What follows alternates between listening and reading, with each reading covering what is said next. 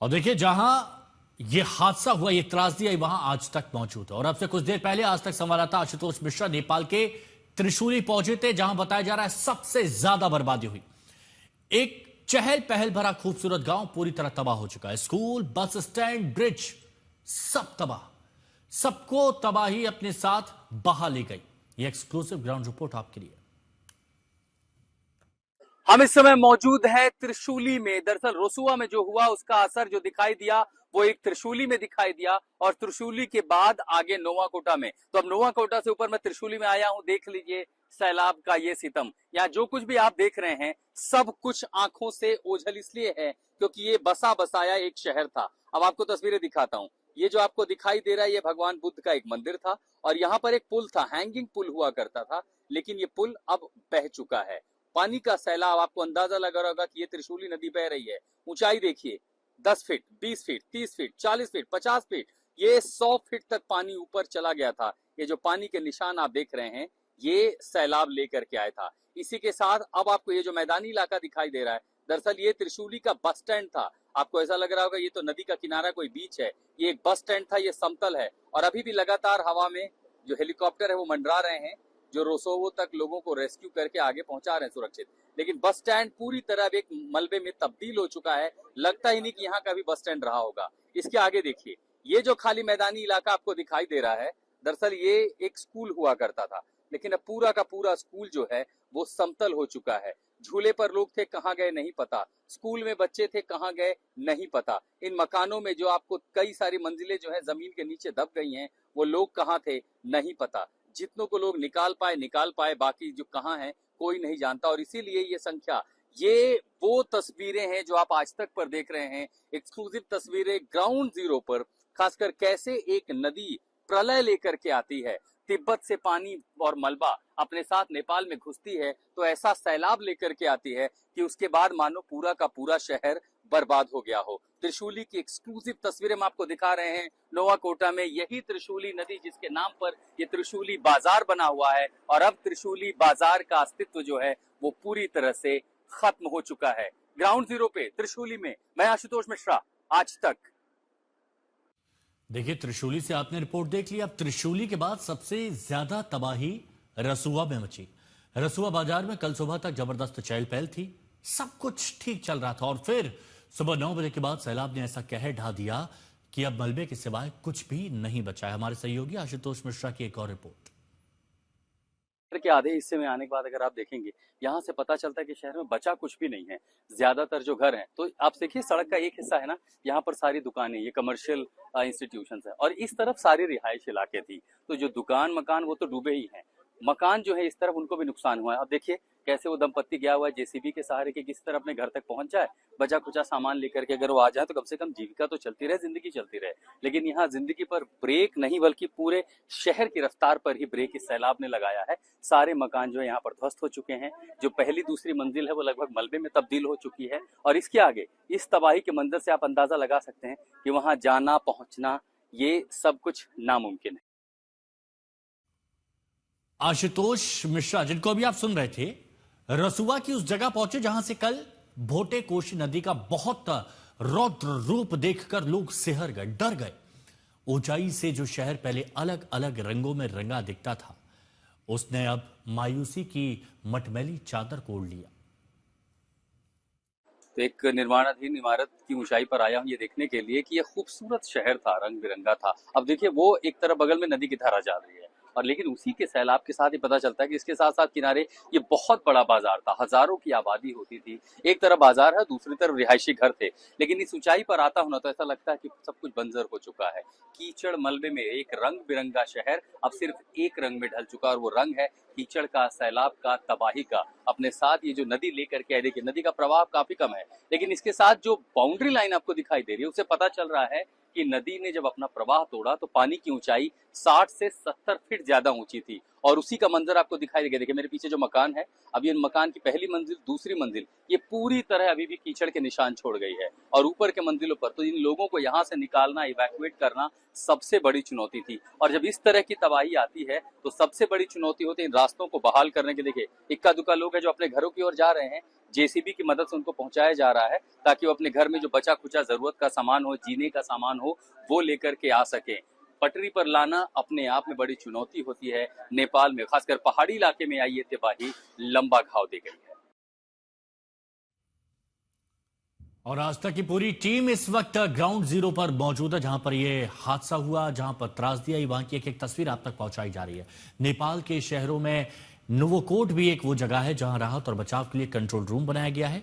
आज नेपाल के प्रधानमंत्री बालिन शाह भी वहां पहुंचे और वहीं से हमारे सहयोगी, जिनको आप सुन रहे थे, आशुतोष, उनकी एक और ग्राउंड रिपोर्ट। हम इस समय नुवाकोट में हैं। पहला शहर, अगर आप काठमांडू से आगे की ओर आएंगे, जो तबाही का शिकार हुआ। जैसे ही त्रिशूल नदी का पानी बढ़ा, उसके बाद ये देखिए यहाँ जो मकान है, ये एक मंजिल पूरी मकान है, वो मलबे के अंदर आ चुके हैं। दरअसल यहाँ आगे जाना इतना मुश्किल, आप बहुत सारे लोग नहीं जा सकते क्योंकि कीचड़ मलबा जो है वो बहुत ज्यादा है। इसी के साथ साथ आपको आगे की तस्वीरें मैं आपको दिखाने की कोशिश करता हूँ।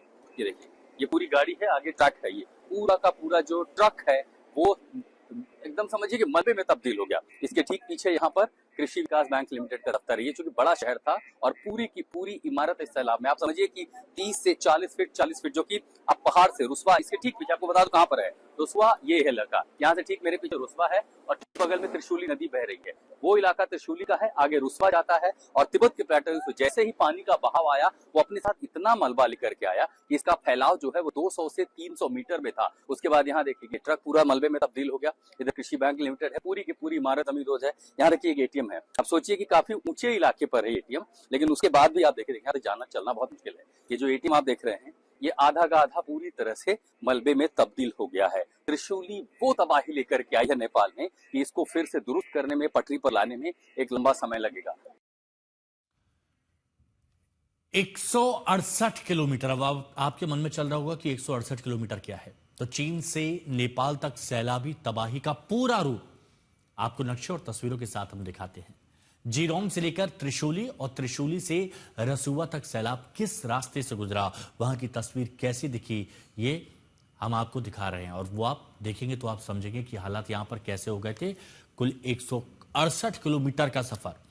और जब सैलाब आया, जैसे जैसे नीचे आता गया, अपने साथ मलबा, तबाही, बर्बादी, ये सब लेकर गया। अब इसका स्टार्टिंग पॉइंट देखिए।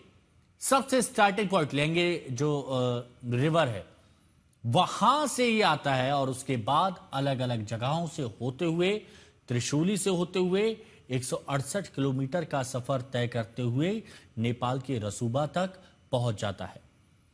और इस दौरान सब कुछ बर्बाद हुआ। 55 से 60 किलोमीटर प्रति घंटे की रफ्तार से यह सैलाब नीचे की ओर आया। नुवाकोट में जहां सबसे ज्यादा तबाही मची, उसकी भी एक एक तस्वीर आज तक के कैमरे में कैद हुई और वो हमने आप तक पहुंचाई भी है। सैलाब के गुजर जाने के बाद वहां कितनी चुनौतियां हैं और कितनी मुश्किलें हैं, आप खुद देखिए।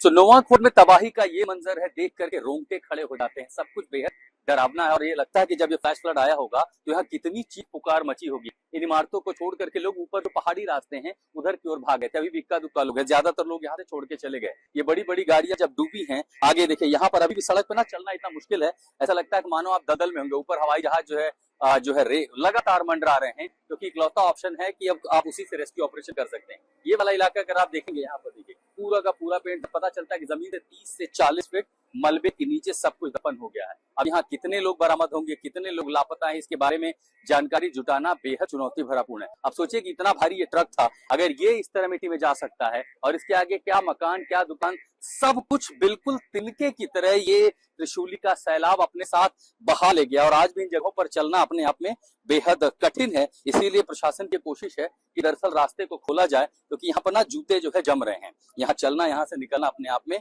बहुत मुश्किल है। ये नेपाल में तबाही की तस्वीरें हैं। नुवाकोट ग्राउंड जीरो पर मैं आशुतोष मिश्रा, आज तक।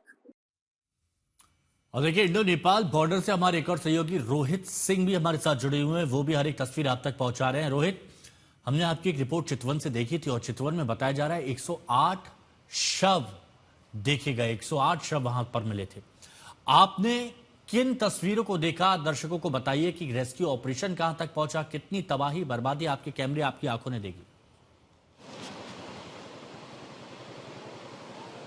बिल्कुल, देखिए हिमांशु, आज सुबह से ही जब हम मतलब कल देर रात ही पहुंच गए थे, लेकिन आज सुबह से जब हम लोग पहुंचे भारत नेपाल सीमा पर और चितवन इलाके में गए नेपाल के, तो वहां पर जिस तरीके की तस्वीर देखी हम लोगों ने, उससे एहसास हो रहा था कि मामला बहुत ज़्यादा जो है वो संगीन है, क्योंकि 3-4 लाशें जो हम लोगों ने खुद अपनी आंख से देखी कि जो पानी में तैर रहा था, और एएफपी जो कि आर्म पुलिस फोर्स, एपीएफ माफ़ कीजिएगा, आर्म पुलिस फोर्स जो होता है नेपाल का होता है पुलिस फोर्स, वो उसके कई सारे जवान जो हैं वो वहाँ पे गश्त कर रहे थे, और जो बॉडीज़ जो पानी में तैर रही थी उनको निकालने का काम चल रहा था। और हम लोगों ने कई एपीएफ के लोगों से बात भी की, और उन लोगों ने बताया कि 35 लाशें उन लोगों ने खुद नारायण घाट से जो है वो पानी से, जो आप भारत नेपाल सीमा पर ये बराज आप देख रहे हैं, वाल्मीकि नगर बराज, यहाँ से 2 लाशें इन लोगों ने बरामद की है। तो आप समझ सकते हैं जो लाशें बह कर आ रही हैं वो इसी तरफ बिहार की तरफ आ रही हैं, रास्ते में उनको।